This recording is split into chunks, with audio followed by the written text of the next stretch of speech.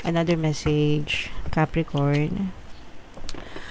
Pag-isipang mabuti, no? Lahat ng bagay, lahat ng sitwasyon. Sabi ko nga guys, 'di ba kanina, kung kailangan yung magdesisyon, mag-observe muna kayo and pag-isipan nyo din mabuti, mga kapiksi. Planuhin mabuti, pag-isipan mabuti yung mga bagay-bagay na gustong mangyari sa buhay, guys, no? Dapat meron kayong malinaw na direksyon. Kaya nga palagi ko kayong ina-advise, guys, na magplano, 'di ba?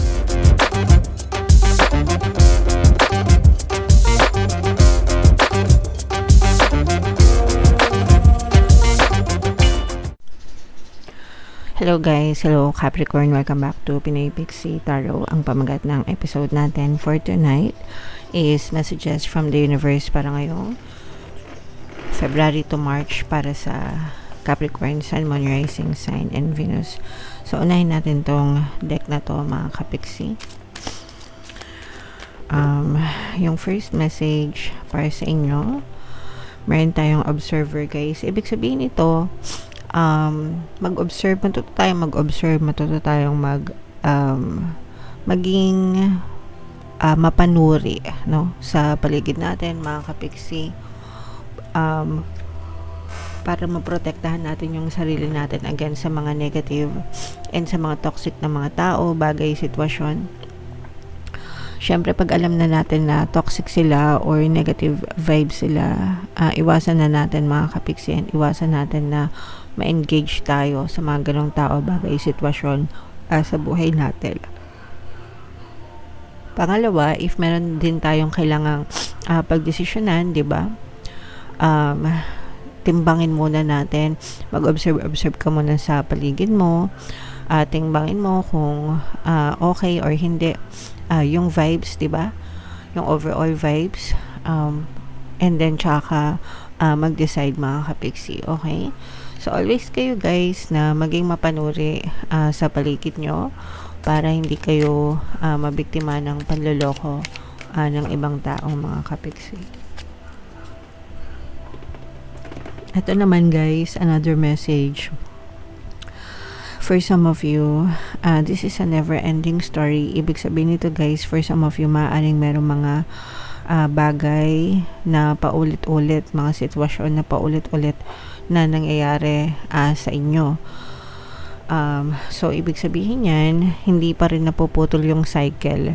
Pag hindi pa napuputol yung cycle, ibig sabihin paulit-ulit nyo siyang naiisip sa isip nyo, no? Kaya siya bumabalik-balik, mga kapiksi. Kaya palagi nyo siya na-experience. So, kunwari, yung pag-aaway nyo ng person mo, kunwari, meron kang specific person, tapos palagi kayo nag-aaway, tapos magkakabati kayo, tapos mag-aaway na naman ulit, diba? Nagiging cycle siya. Tapos, kapag nag-aaway kayo, yung mga circumstances of the past, nabibring up, no? Ibig sabihin, yung mga nangyari nung nakaraan, nasusumbat ulit, nabubuhay ulit, mga kapiksi. So, yan yung mga sample ng never-ending story na na-experience natin, guys, okay? So, kapag ganun, syempre, importante talaga, guys, yung especially dun sa sample na binigay ko, dapat talaga nagkakaroon ng forgiveness and acceptance. And kapag nag-forgive kayo, importante na you forget to, no? Dapat kinakalimutan yung negative na nakaraan. Kasi kapag hindi nyo yun kinalimutan, mauulit. Kasi, nandun lang siya, kumbaga nakastore lang siya sa memory ng utak nyo, 'di ba? And kapag may napapansin kayo ng mga red flags, umaano ulit yan, no? Bumawagayway. No? Bumawagayway sa inyo and binubuhay yan ng alaala nyo, mga kapiksi. So, kaya importante na kalimutan, delete, no? Delete, mga kapiksi. kumbaga sa cellphone nyo, 'di ba? I-delete nyo yung mga unwanted files, yung mga hindi na kailangan, yung mga hindi gusto. 'Di ba? Kung sa cellphone nga natin nakakapag-delete tayo, kung sa mga computer natin nakakapag-delete tayo ng mga hindi kailangan, ng mga hindi importante. Dapat sa utak natin, mag-delete din tayo, mga kapiksi. So, yun yung mga dapat nyong kinakalimutan, guys. Otherwise, mauulit at mauulit talaga yung mga away na yan, mga kapiksi. Okay? So, kaya importante na magpatawad at kumalimot, guys. So, next message sa inyo, guys, TikTok. Ibig sabihin nito, mga kapiksi, gamitin nyo ng maayos yung oras ninyo. Lahat tayo, guys, ay meron tayong 24 hours sa isang araw. Yan lang yung bagay na meron tayo pantay-pantay. Matanda ka man, bata ka man, mayaman ka man, mahirap ka man, babae ka man, lalaki ka man, 'di ba? Healthy ka man, malusog ka man, whatever, kahit anong status mo, we are all given 24 hours in a day, no?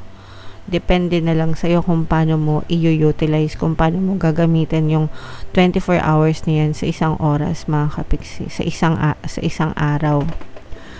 Gamitin mo sa kapaki-pakinabang na paraan, mag-focus ka sa mga positive na bagay na gusto mong ma-achieve sa buhay mo, kaysa magreklamo ka, kaysa salustayin mo na sa mga walang kakwenta-kwentang bagay, kaysa tatamad-tamad ka dyan, magbanat ka ng buto, kaysa magreklamo ka, magsumikap ka, 'di ba?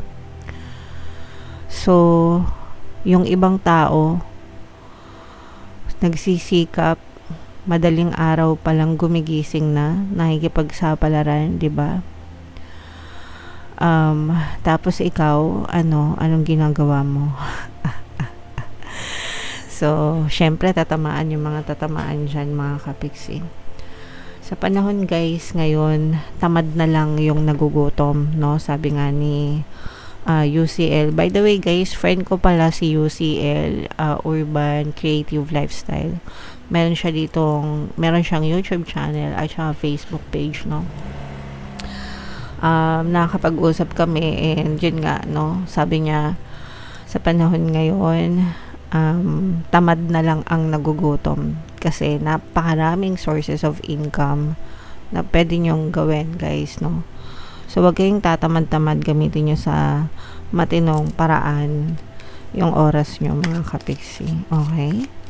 Alright. Mag-subscribe na rin pala kayo kay UCL, guys. And ito naman ay maging patas, no? Pagiging patas sa buhay. Lumaban tayo ng patas, guys. Huwag nyong gayahin yung mga gobyernong corrupt, no? Yung mga nakaupo sa gobyerno. Sila talaga yung mga dakilang nangunguna sa kung meron lang impyerno, guys, no? Baka sila yung nangunguna sa listahan, sa pila ng papunta sa impyerno, no? Wag na natin silang gayahin, mga kapiksi. Be fair sa buhay, 'di ba? Maging patas tayo.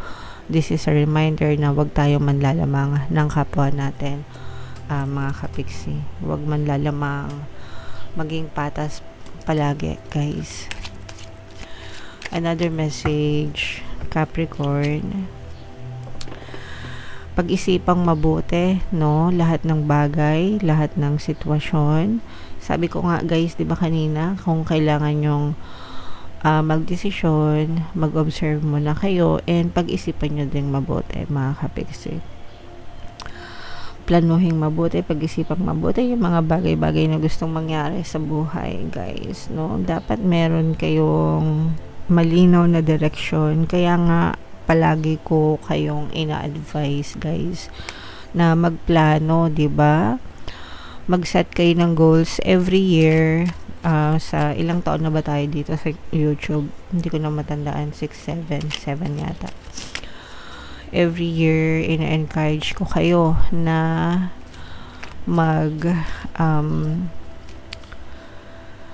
magplano, mag-set ng goals sa buhay nyo, mga kapiksino, para meron kayong direksyon, may guide kayo kung saan kayo papunta. para ma-monitor nyo yung inyong progress sa buhay. Okay? Alright. And another message, guys. Ito mga unfinished symphony. Ito yung mga unfinished business, walang closure na tinatawag. Okay. So, yung mga ganyan, guys. Ito yung mga may attachment, yung mga hindi maka-move on. So, dapat guys, kung meron kayong mga nakatampuhan, mga unresolved issues sa ibang tao, guys, isettle nyo yan para matapos na, para hindi na kayo maghirap, mga kapiksi, para maka-move on na kayo. Sa mga nagsasabi, kapiksi, paano kung ayaw niyang makipag-usap sa akin, hindi ko siya makausap? Use the power of your mind, no? Imagination. Guys, imagine you talking to them. Imagine mo na magkausap kayo, magkaharap kayo. Imagine mo na you are settling everything down, no? Inaayos nyo. It's the same. The impact is the same. The effect is the same, mga kapiksi, because your mind doesn't know if it's happening in real life or sa imagination, no? So, yeah. Comment down below, Capricorn, if feeling nyo naka-resonate kayo dyan.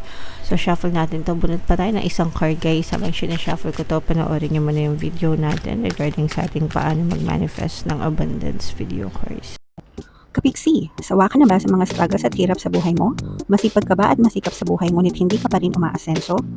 Ilang beses ka na bang nag-attempt mag-negosyo at mag-invest pero palagi ka pa rin nalulugi? Sa pagkakataon na ito ay maaaring may subconscious beliefs ka na nagiging balakid sa iyong pag-unlad at pagyaman. Introducing, paano mag-manifest ng abundance video course.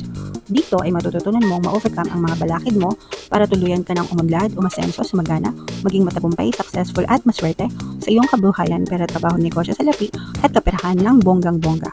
Dali, mag-send na ng email sa pinoypixie@gmail.com at simulan na ang iyong pagyaman ngayon. Alright, so sa lahat ng gusto mag-avail ng course, guys, meron tayong paano mag-manifest ng abundance video course, paano mawala ang third party, at magkaroon ng harmonious na relationship, paano pabalikin si ex or vice breakup. Sa mga interested, guys, mag-send lang kayo ng email sa pinoypixie@gmail.com. Sa mga naghahanap ng pampaswerte, guys, funny shaker jar at saka itong mga pampaswerte na to, may makikita kayong link at saka WhatsApp number sa description sa comment section, guys. So, Capricorn, ito yung additional message nyo. Everyone is doing their best, no? Lahat nagsisikap, mga kapiksi. Kaya, wag ka nang magpahuli, guys, no? And as long as ginagawa mo yung best mo, every single day, you're getting one step closer and closer to your goal. Ang importante is wag kang pumetics, mga kapiksi, no? Kung yun ngang mayayaman na tao, kung yung mga successful na tao hindi pumipetik sa buhay nila, hindi sila nagsasayang ng oras because they know that time is money. Tayo pa kayang mga ordinaryong tao, di ba? So, let's grind, let's do our best, but at the same time, enjoy din, no? Enjoy din, mga kapiksi. As long as masaya ka sa ginagawa mo, guys, okay? So, basahin ko lang to, guys. There are really only two types of people. Those you now love and those you will love. Until there's only one type of person and then will probably hit or play. So, ito naman, guys, ibig sabihin nito sa love and sa relationship, no? It's either sila yung specific person mo ngayon or mawawala sila and you will have another specific person. Meron kasi sometimes, no, sa relationship na hindi nagwo-work no matter what you do. Kahit gaano nyo pa i-handle yung mga relationship, you give your best, diba? Everyone is doing their best. But, nagfe-fail pa rin. And that's fine. Ibig sabihin lang nun, magkaiba kayo ng preference. It's not about hate, it's about indifference, guys. Ibig sabihin yung pagkakaiba nyo.